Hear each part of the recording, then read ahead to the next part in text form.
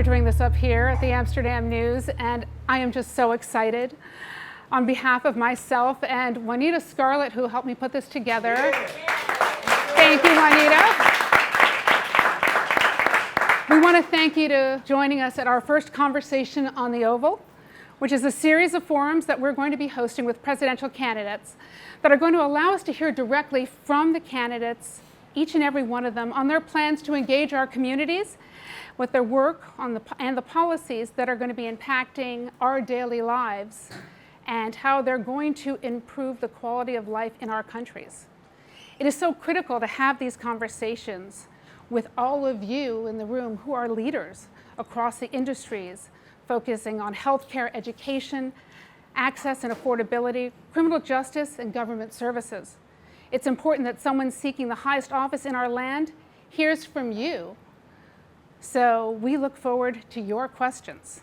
We're so pleased that you, Mayor Pete, are here with us, Mayor of South Bend, Indiana, affectionately known as Mayor Pete, that you're joining us today. You're a veteran of the war in Afghanistan, a Rhodes Scholar, and if elected, you would become the first openly gay and youngest president in the United States history.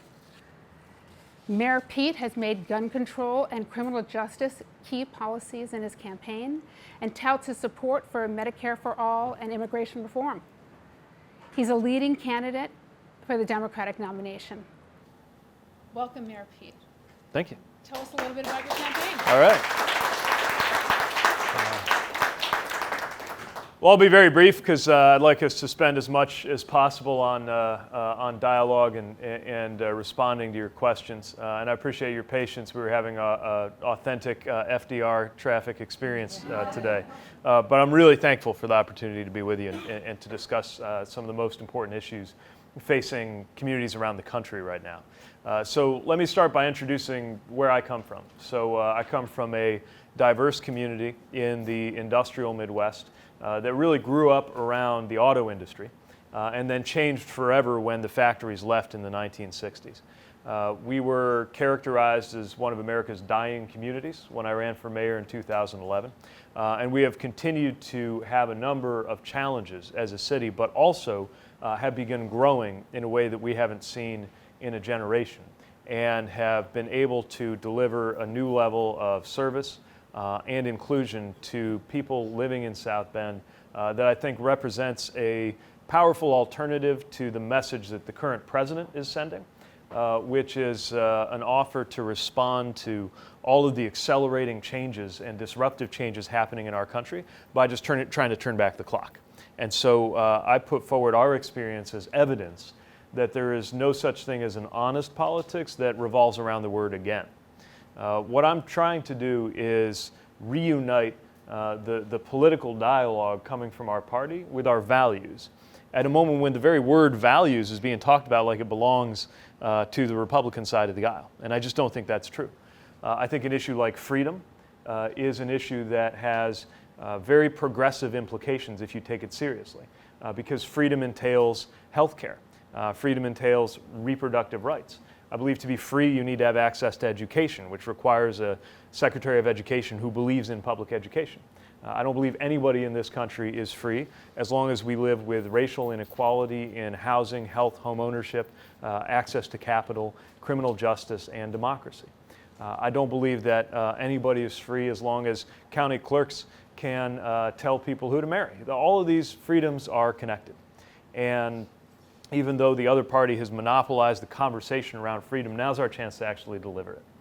I feel the same way about a lot of values that are characterized as though they were conservative. Security is another one. I have had the experience, as you mentioned, of being deployed to war on the orders of an American president. I know what's at stake in these national security conversations abroad and at home. But we're not going to be more secure by building a wall. It's not going to help us with the actual security threats that are on our plate in the 21st century. When we have cybersecurity challenges, when we have election security challenges, when we have, especially when it comes to terrorism, our biggest challenge in this decade has had to do with white nationalist violence. A wall is not going to help, and neither is 20th century military strategy. I also believe that climate change is a security issue in our time. So we're going to change the way people talk about security. We're going to change the way people talk about religion. As a Christian, it is, in my view, long past time to put away the idea that God belongs to a political party. And at a moment like this, when we see the behaviors emanating from the White House, it's a good moment to insist that we remind voters of faith that they have a choice, and that their only choice is not to back somebody who puts children in cages, who divides families, and who sets about making it harder in every way for the most vulnerable and marginalized who live in our country to get through life. And that we can do that in a way that is still consistent with our bedrock commitment to the separation of church and state, and the idea that our leaders ought to be able to represent people of any religion and of no religion equally. It's just that those who are motivated by religious values need to know that they have more than one place to go. I'm very concerned with democracy. A lot of times process issues don't get talked about enough, but we are suffering as a consequence of the fact that districts are drawn to where politicians can choose their voters instead of the other way around.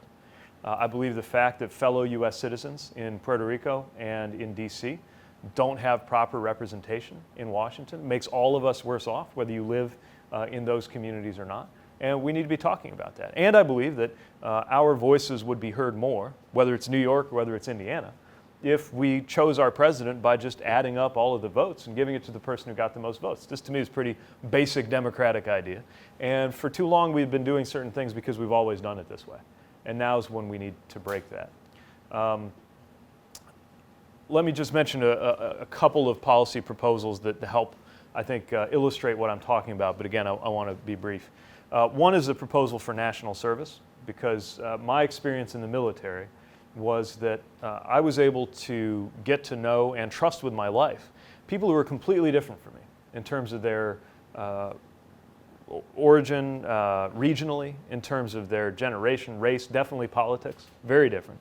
But we came to regard one another as people to be respected and to be trusted. I want more people to have that experience without having to go to war. And it's why I've proposed that we create 1 million paid service year opportunities for young people across the country to be able to serve on anything from climate readiness to supporting seniors. Another policy that we believe is extremely important is the Douglas Plan. So the idea here is that if America could invest in a Marshall Plan in order to rebuild Europe, then we should be prepared to invest those kinds of resources right here at home. I think it's become clear, especially in the last decade, that if you just take a racist policy and replace it with a neutral one, that's not enough for inequity to work its way out of the system, because inequities actually compound.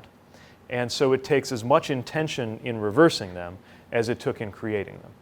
And our plan, we can dig into it more if folks are interested, works across the areas of home ownership, health equity, education, access to democracy, access to criminal justice, and entrepreneurship, which I think is talked about too little a lot of times, and each of which will get better with the right kind of federal support. And we've laid out in very specific terms that I think are the most comprehensive of any of the 2020 candidates, what we think it would take to deliver on that. But again, I promised a short opening monologue, so let me just end with a quick note, and then we'll go to Q&A. Which is that I think probably the most important qualification most Democrats are looking for is the ability to win. We cannot go on with 4 more years of this presidency. And the challenge is going to be to succeed electorally and against a president who may be unpopular, but coming from the industrial Midwest, I would tell you, is absolutely capable of winning again, especially if we look like we're just offering more of the same. If we look like we are offering a return to normal, when normal didn't work. If we offer a defense of the system when the system needs to be reimagined for the 21st century, then I do think we run the risk of losing. And I'm presenting a new voice, obviously a different kind of messenger, with a different kind of message that I think will cut through the clutter and make it possible to send this president home with strong enough coattails that we also have the kind of loss of power that just might unite congressional Republicans with their consciences before it's too late. So I'll stop there, but that's a little bit about who I am and what I'm up to.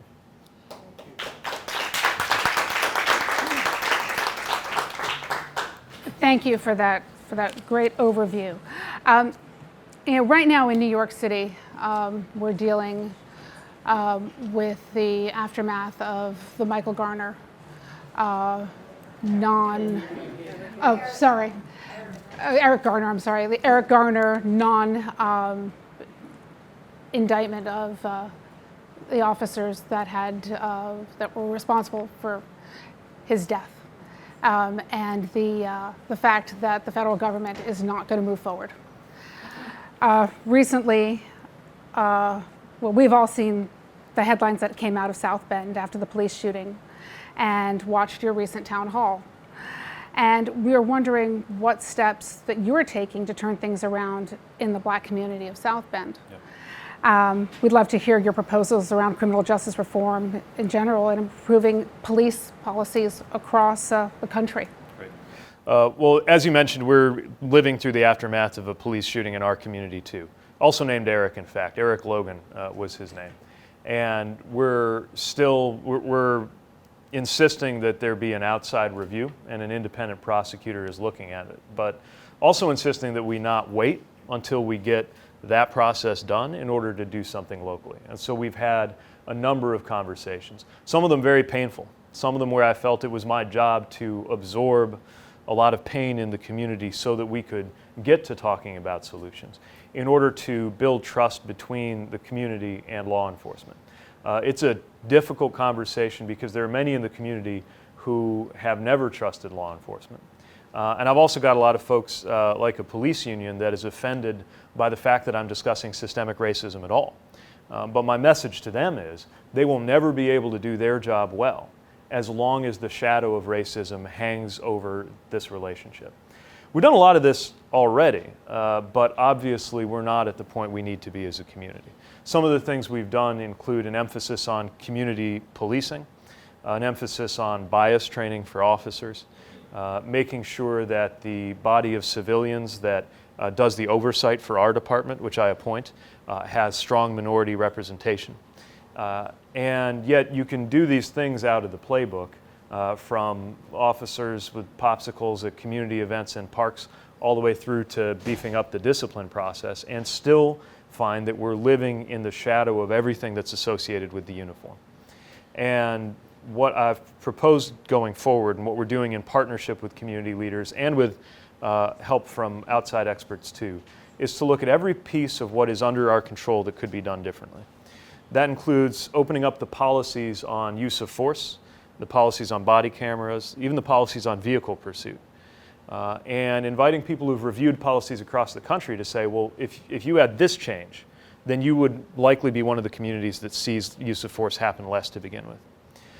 We're looking at recruiting, probably the area of greatest frustration for me, because the representation of officers of color has actually gone down on my watch. And it's definitely not for lack of will.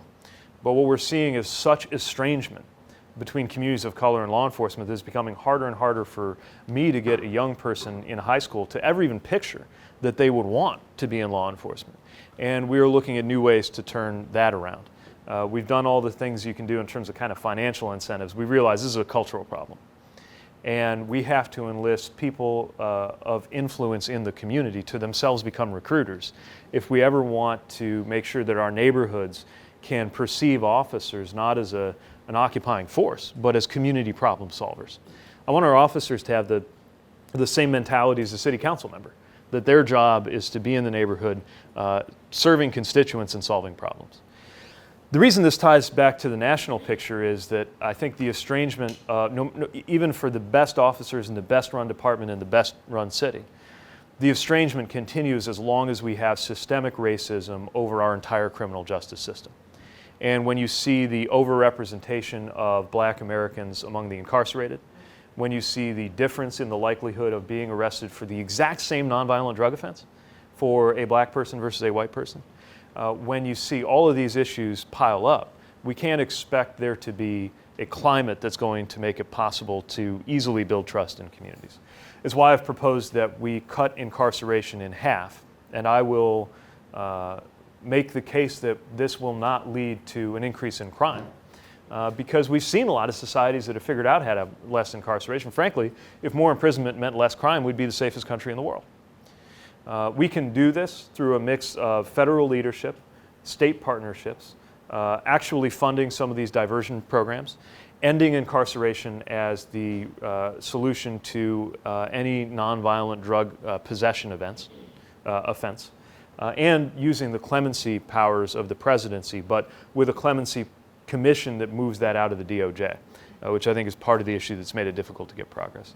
The last thing I'll mention is that this administration's Department of Justice has not exactly been a resource when it comes to building trust in communities. They used to have collaborative reform services. They used to have processes, not just investigations when there's a very serious incident, but day by day working with police departments trying to do the right thing. Needless to say, none of those programs exist in this administration, and that really does make it harder for mayors who want to do the right thing to be able to make progress in local communities. All right. Well, now we're going to open it up to questions. If just raise your hand, so we will ask them. We'll start with Juanita Scarlett. There is a microphone that's coming to you right now. So Mayor Pete, I think everyone in this room is motivated to make sure that Donald Trump isn't reelected. I'm very interested in hearing your path to victory. I'm from the South. I was born and raised in Florida. All of my family is throughout South Carolina, Ohio. For a lot of African Americans, it tends to be conservative in those parts. So I'm just curious to know if Florida is in play for you, if you consider that in play, and just your path to victory. Yeah. Are you thinking more of the primary or the general? We should probably go through both. Yeah. All right. Yeah, so I think that things are not that different from the way they worked in 2008, with a couple important exceptions. So it remains the case that the 4 early states are hugely important: Iowa, New Hampshire, South Carolina, Nevada. We are doing well in Iowa in particular, which makes sense. It's the Midwest, it's close to home, and it's a political style that's familiar to me. But we are going to very actively contest each of those 4 states, and we're building out teams on the ground. We had very successful fundraising that we're now putting to work in terms of having the organizers to actually do that relational work. A couple things are different. One is that California has advanced itself to be among the Super Tuesday states. Early voting will actually be underway in California when Iowa caucuses happen. And what I'm finding is that even those states that have a home state competitor are really wide open at a moment like this. And so we're going to be contesting states like that as well. The other thing that's different is that there's just so many of us, right? And while I think the field will probably winnow from a couple dozen to a handful by early next year, it remains the case that we will probably see more people gathering more votes in more states than before, and a much longer time before anybody clinches it. What I'm seeking to do is build a generational coalition that is focused on the kind of future that we can build, that is grounded in our values, that is determined to win, and recognizes that a winning message can't be one that revolves around him, that squares the circle of how to deal with him. You can't ignore him either, right? This is the problem. If he does something racist, you have to challenge it. You have to. Because it's a failure if we don't. And yet, when he does something racist, he also makes it harder for us to focus on our agenda. So a good example actually is this week, when he's hurling these racist attacks at these 4 congresswomen. One of the things that gets talked about less is the biggest thing that those 4 congresswomen were working on this week was raising the minimum wage. We had a fantastic outcome in the House yesterday, raising the minimum wage. And nobody even knows it happened. And we got to find a way to talk about him, put him in his place, and then talk about our agenda, which is broadly popular. And this brings me to the general election strategy. If the conversation is about what we actually seek to do, most Americans believe the minimum wage ought to be higher. They believe we ought to protect health care. They even believe with us in issues where we've been in a defensive crouch, like background checks on guns and comprehensive immigration reform. These are and choice. These are popular positions, and they're the right positions, and we should defend them vigorously. I do think there is some risk of being characterized, he's definitely going to try to call us socialists, right? But what I've realized is that if we adopt a platform that's very strong and progressive, they're going to call us socialists. If we adopt a more moderate, more conservative platform, they're going to call us socialists. So the best thing we can do is embrace a platform that makes sense and then go out there and sell it. And the last thing I'll mention in terms of strategy is, I come from the part of the country where people lost the ability to hear the Democratic message. And there was a desire to just burn the house down. I'm not waving away the racism, the misogyny, the xenophobia, but I will tell you that finds more fertile ground in some seasons and places than in others. And it found very fertile ground among people who were ready to just smash everything because it feels like nothing works. You could start the clock when I was born, and basically the rising tide has not lifted the vast majority of boats. And people are taking that out on all of us, Democrats, Republicans, anybody who looks like it's more of the same. That's why, paradoxically, I think the greatest risk we could take is to try too hard to play it safe. I think if we do that, we inspire no one, and he has a way to get back in. But is there a way to change that mindset of those that have basically given up at this point, that voted for Trump in the last election? I think so. Look, there's a pocket of just, if the reason you're there for the Trump project is that you were an enthusiastic, committed racist, then I'm not going to get your vote, I don't want your vote, we just have to defeat you. But there's a lot of other people who I think held their nose. And the message there has to be, we're going to deal with the causes that made a symptom like this president possible. And the way we're going to deal with that is actually replace these systems that don't work for us in our economy and in our democracy. And I think we can have to have that conversation. And there are a lot of people, because I know them, I mean, these are my neighbors, right, who are not enthusiastic about this president, but they need a different message than just this president's terrible, even though he is, and we should point out all the ways in which he is. Lloyd Williams, Greater Harlem Chamber of Commerce.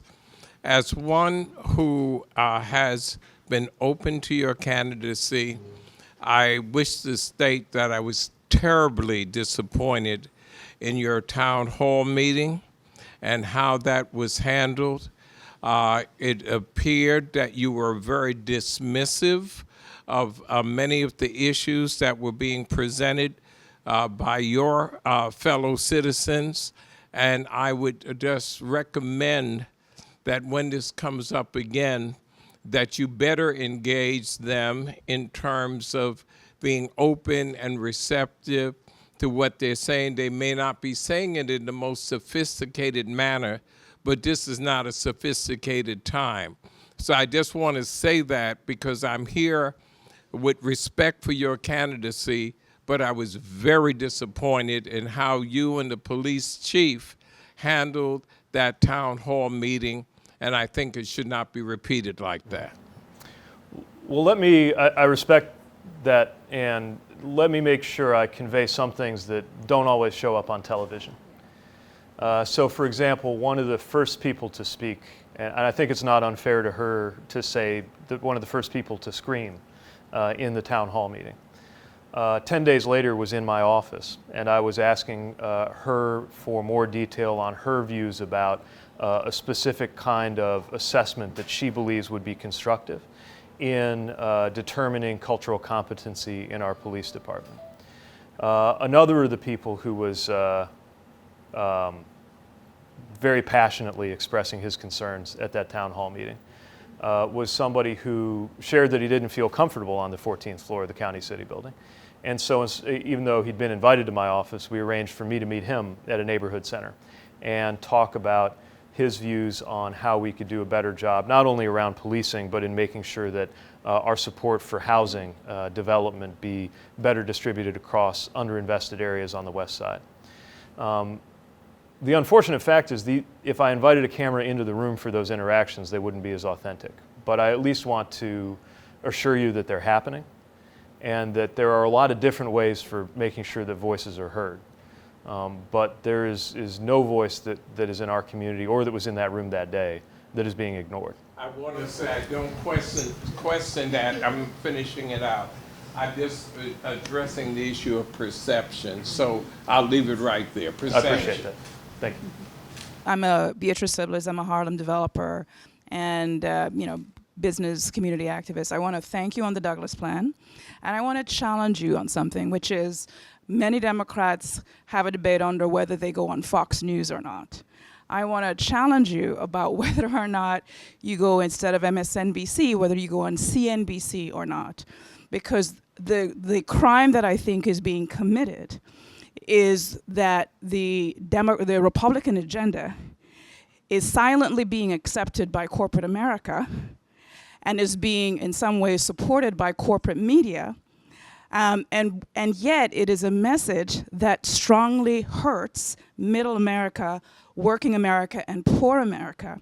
And everyone's focused on trying to convince the poor person who is white and racist, but no one except Elizabeth Warren is systematically trying to discuss with business that we have a fair deal for the American society. And I would recommend to you Raj Shetty's article that just appeared in The Atlantic on fixing the American dream, and encourage you to encourage all the other candidates to get on the commercial media and make your case for a fair America. Thanks. That's really insightful, and I think there is a kind of there's a kind of amoral character to the way the business community talks about things, right? It's very kind of technical, and I think it's fed into this idea that if all our policies are neutral, then all our inequalities will just work their way out. And part of the conversation I'm trying to have with the business community, since among other things, I would expect them to know about the time value of money and the meaning of compound interest, is that if a dollar saved today is worth $100 in 50 or 100 years, the same is true of a dollar stolen.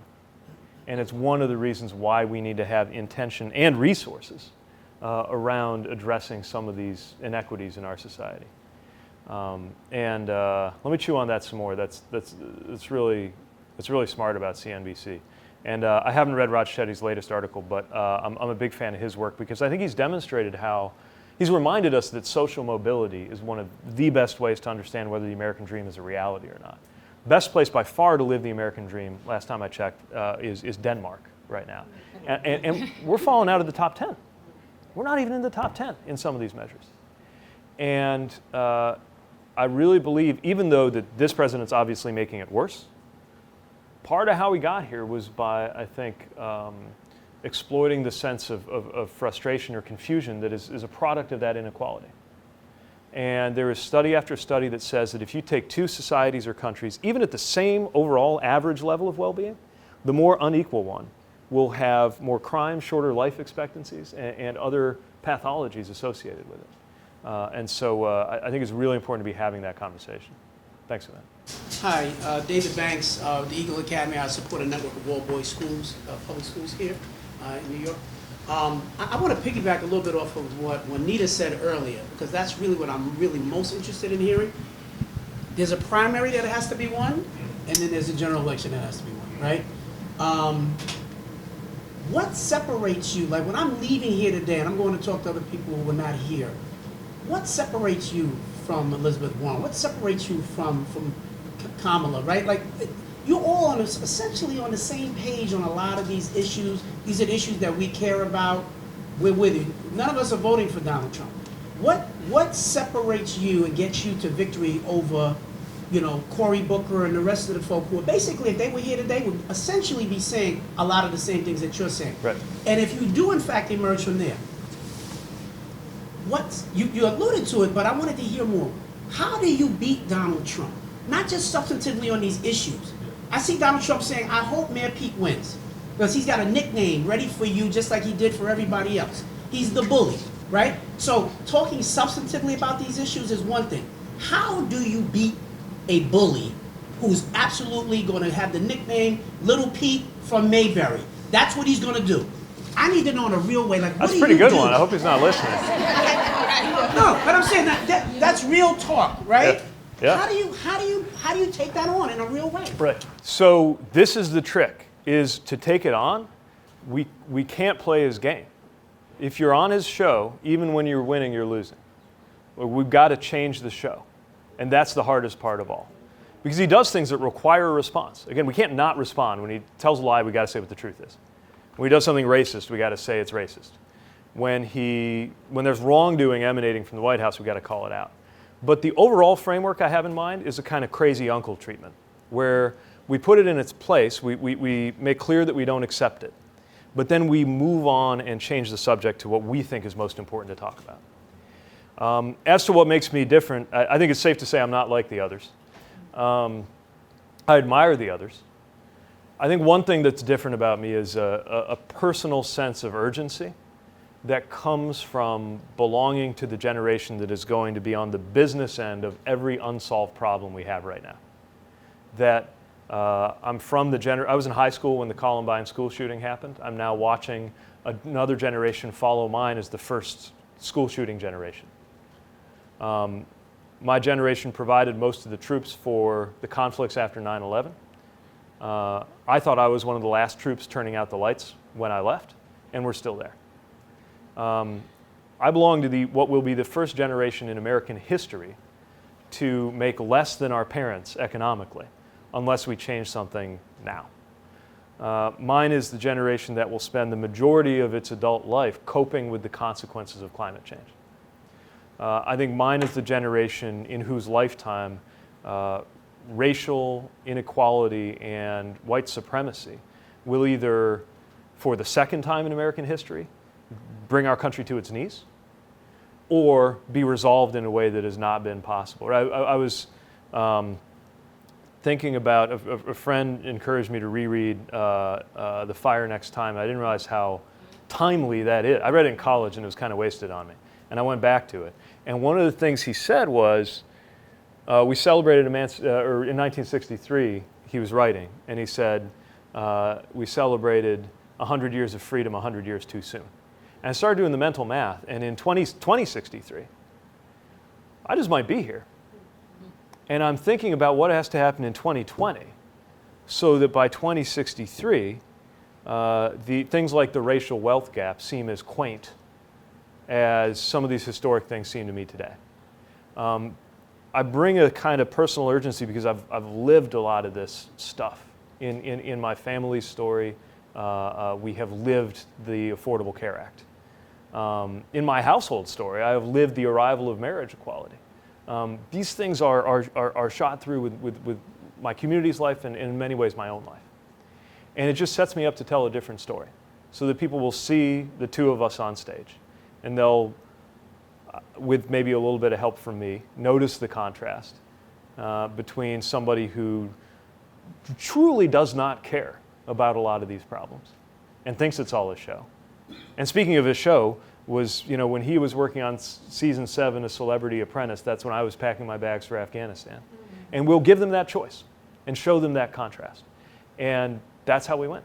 I just want to close the loop on something that you said earlier before. I think that everyone in this room can value the potential of a youthful perspective.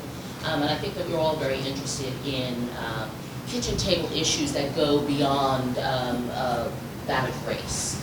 But just to close the loop, specifically, you talked about your Douglas plan addressing aspects of systematic racism. But going back to your own backyard in South Bend, there have been critics that have said that while you talk a good talk, there have been actions that you haven't taken. So for instance, the firing of police officers was, the blame on that was put off to the fact that there is a board of public safety, I believe.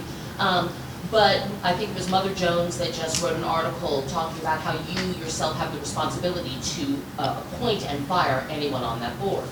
So, as African Americans who may be completely on board with every other single one of your policy ideas, can you explain to us how the gap between policy ideas and actual action will change if you have our vote?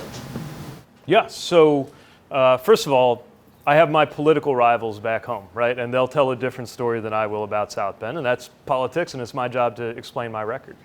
But if somebody's interested in, for example, my appointments to the Public Safety Board, they might be interested to know that I've seen to it that it has an African American majority. If somebody's interested in what I've done in terms of housing policy, they might be interested to know that we have directed home repair funds to the most historically underinvested, mostly minority neighborhood in South Bend. There is a reason why I won more black precincts in my re-election in the primary than the first time around, and it's because of what we did. Did we fix everything? No. Is the record perfect? No. I talked about the areas where we've come up short. We have neither created nor ended the problems of racial inequality in our city as in our country. But what I can say is I have also learned the hard way how harmful these inequities are, and how much any mayor will hit against the limits of living in a country that allows these inequities to persist unless we also have concerted national action. And so hopefully any number of us in the presidential race want to see these things happen. But relatively few have had the kind of executive experience where you learn just how challenging it is to manage things you don't fully control or control things you don't completely own. You can be a very senior United States senator and say all of the right things and have never in your life managed more than 100 people or even 50.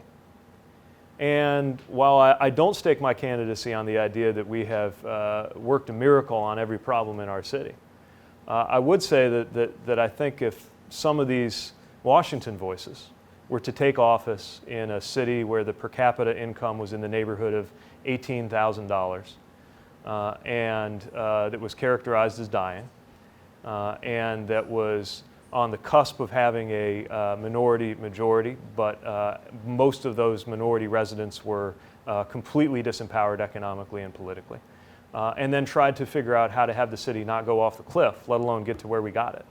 I'd like to see how some of my competitors would have managed those 8 years. And that's fair. That's fair. But in not comparing yourself to other candidates, can you talk a little bit about why some of the decisions have been made in South Bend?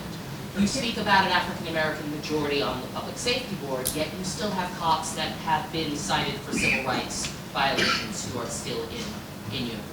I'm not trying to put you on the spot, but I feel that there are a lot of people in this room that if we could put that to bed, we would be much more open and interested in supporting your candidacy.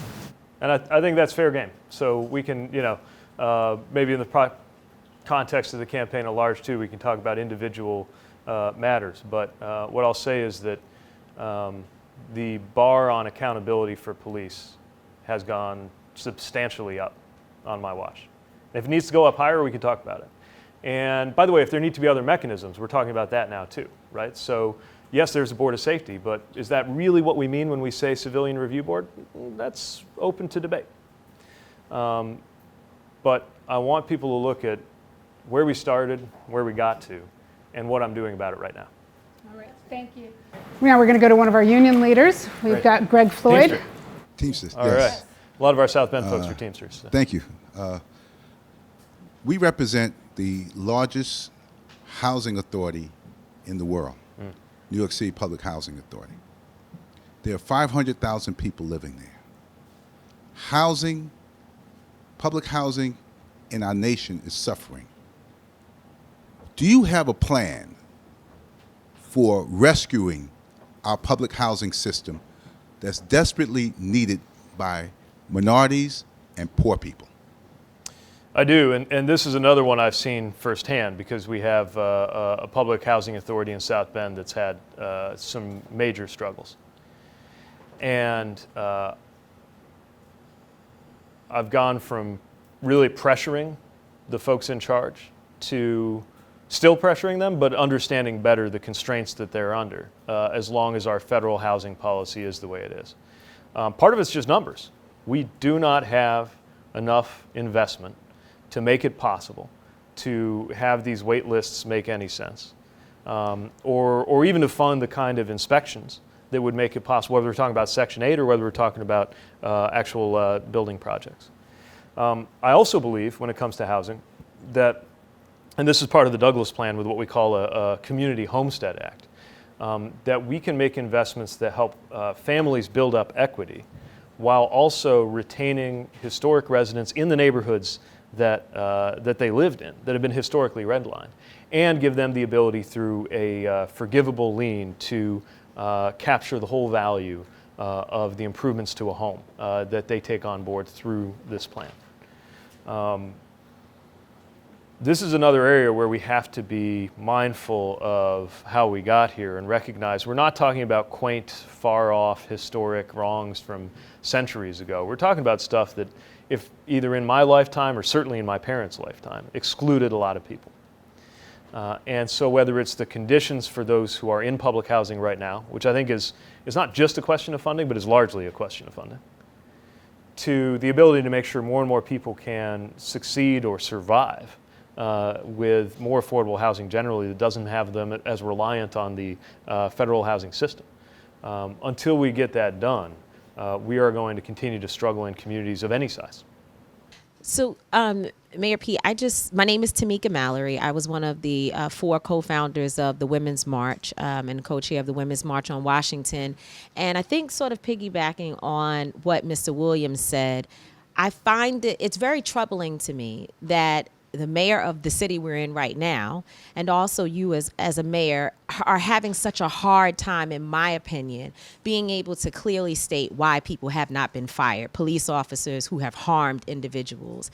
I know that there is, a lot about process and all of that, but we know, based upon the law, that you as a mayor have the ability to fire or at least influence firing of a particular police officer who has violated the civil rights of a person, any person. So that's one piece. And I think it's important for you to understand, just like Mayor de Blasio here, it matters to us what the people of your local community feel about you. And I know for me as an organizer, there is no way that I can support you outside of what is being stated in your internal community. So those issues, the perception and what was raised here, is really important to us that we get down to an answer that is clear, quick, and concise on why these officers have not been fired.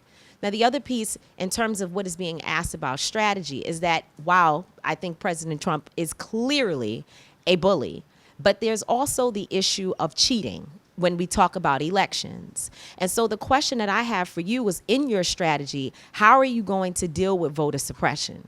Because that is a very, very significant issue for people of color, and particularly in the South.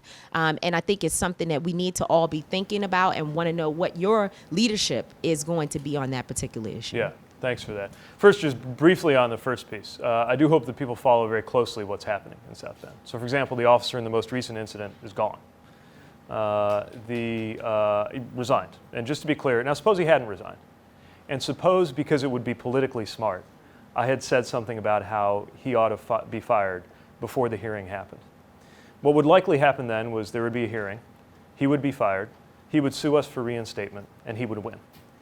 So it's just one of those moments where the smart thing to do politically is not the right thing to do for the community. And I can't speak to any of what's going on in New York. I don't know your situation here enough. But all I ask is that what I say and what I do be evaluated mostly in terms of whether it's the right thing to do. And we can hash that out and talk about it and debate it. But I hope there is no confusion about my expectation that any officer with any racist tendencies needs to find a different line of work immediately. Now, in terms of strategy, there's 2 ways to think about this. And the first and the more important probably is what I think you're talking about, which is that we cannot call ourselves a democracy when people are being excluded, usually in racially motivated ways, by a party that's figured out that if everybody votes, they won't win. And when the Supreme Court says, well, it's fine to manipulate the districts for partisan reasons, you just can't use race. Well, how do we think they're going to figure out their partisan reasons? They'll just call it by a different name, right? We know this is happening. Unfortunately, my state's one of the ones that pioneered this. Indiana did the voter ID law, went all the way to the Supreme Court. When you go to vote in South Bend, there is a poster on the wall of the polling place with a big stop sign. It says stop. And then it tells you all the terrible things that will happen if you vote in a way that isn't honest. So, look, policy-wise, we need a new Voting Rights Act. Amen. That will ensure that this kind of voter suppression cannot happen. We've got to do it. That's not much use to us in 2020, right? We got to enact it, but until. So the only thing I can say about 2020 is let's not let it be close. Like a president like this guy should not be within cheating distance of winning. The cheating happened, and it may have made all the difference, but it shouldn't even be close. And that's the part as a candidate I can work on. As an official, then I can work on the other part. Well, thank you so much for joining us Thank here you. today. Pleasure.